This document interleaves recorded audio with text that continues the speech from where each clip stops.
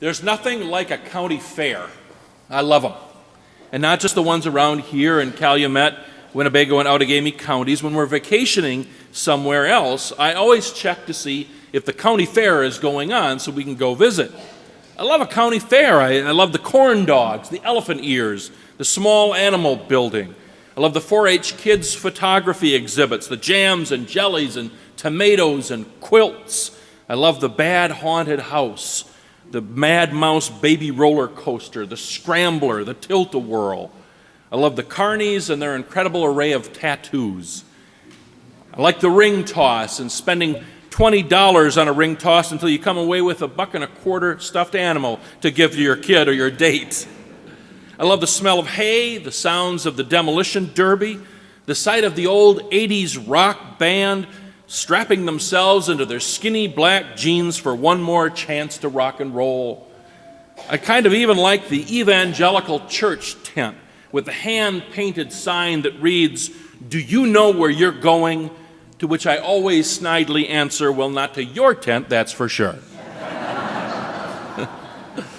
More than anything else, though, I love a county fair for the sneak peek it gives you into the local community's life and spirit. So, we were up at a county fair in the UP, slowly inspecting all the bunnies, sampling the hand-churned butter, eating up the Kiwanis Club's sloppy joes, when we heard that it was time for the 4-H kids' hog showing. Off we went to see these little kids leading their big hogs into the ring to show them off to the judges.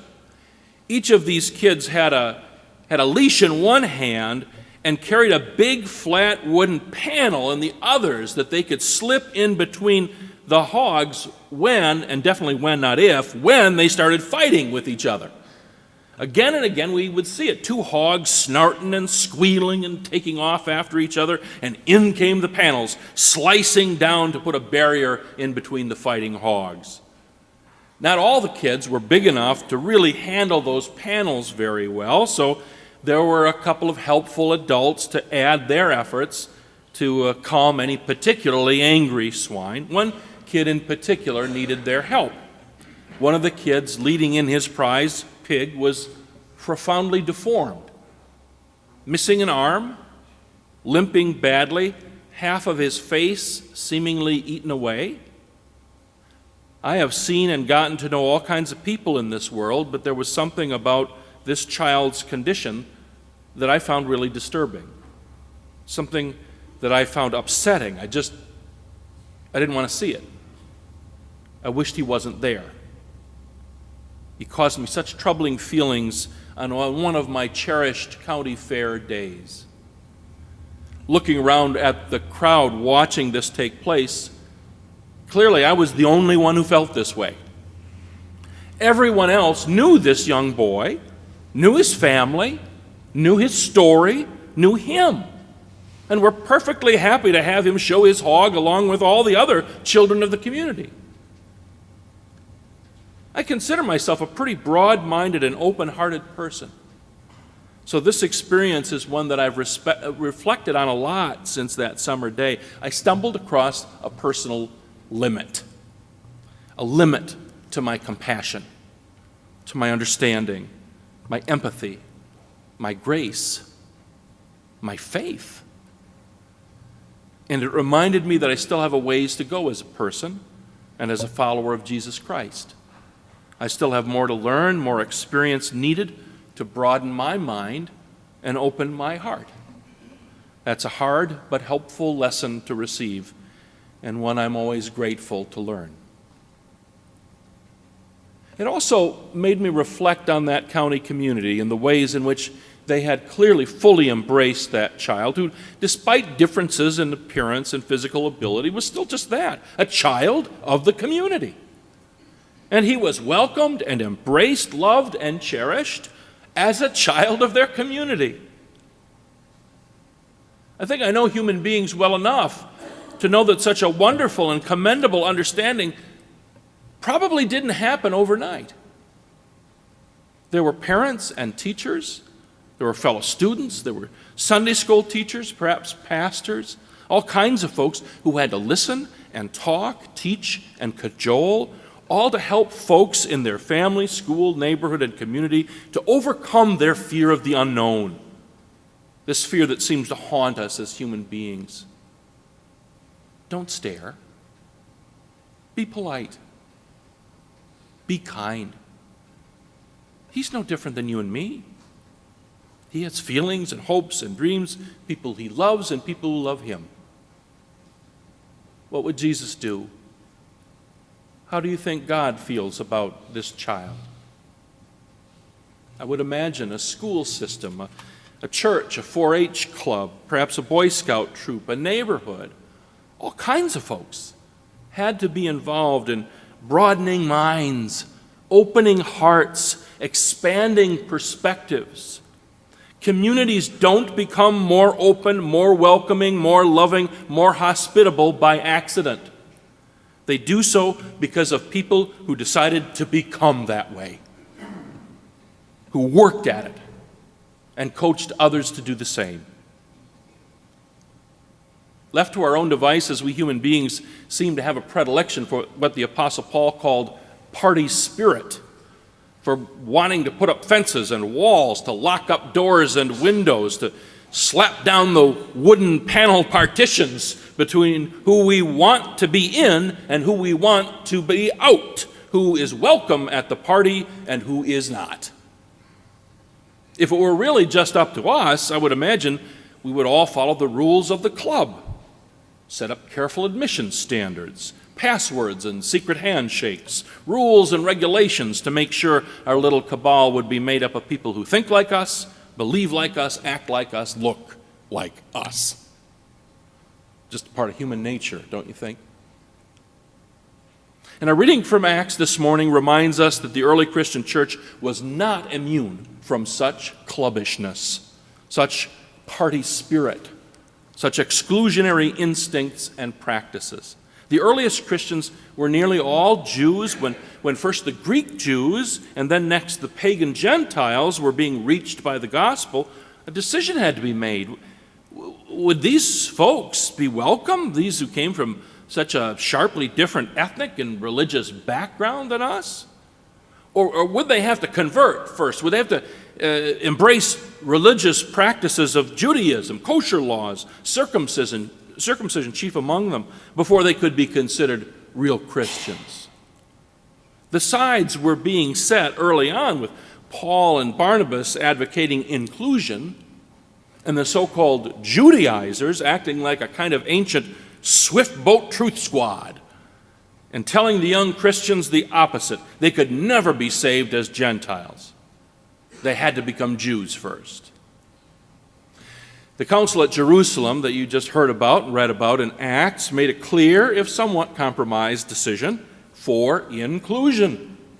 The first Christian church fight was settled in favor of grace, in favor of hospitality, in favor of inclusion. The strongest, most trusted voices of the early church, Peter the apostle, James the brother of Jesus, spoke up and carried the day. The fight was over, and they all lived happily ever after, right? No more church fights from there on in, right? Wrong. Of course not. Of course, the fight was just beginning. We read in Galatians that the Judaizers continued their efforts after the Jerusalem council. They tried to undermine Paul's Gentile outreach. We hear that Peter himself backed away from the council's decision, and he refused to share table fellowship with Gentiles who weren't keeping kosher, who weren't circumcised. I included the second reading this morning, an obscure series of sermons and letters written in the name of Clement, a 2nd or 3rd century church bishop, to show you how that battle continued through the first centuries of the church's life. Nor do we take our food from the same table as Gentiles, inasmuch as we cannot eat along with them because they live impurely. But when we have persuaded them to have true thoughts and to follow a right course of action, and have baptized them with a thrice blessed invocation, then we will dwell with them. Wonder if little Parker, being baptized at the second service this morning, will really be baptized because the words that I say might only be twice blessed rather than thrice blessed. It may seem absurd to us, but such things were clearly taken quite seriously by at least some segments of the early church. And it's not just them, of course, who continued the fight. I wonder if it wouldn't be fair to say that in the lifetime of this congregation, 166 years, we haven't witnessed the very same fight over and over again, even if the terms have changed. In 1850, when this church was being formed, the issue tearing apart so many churches, denominations, and ultimately our nation was the issue of racial exclusion. Should African Americans have equal rights, equal protection under the law?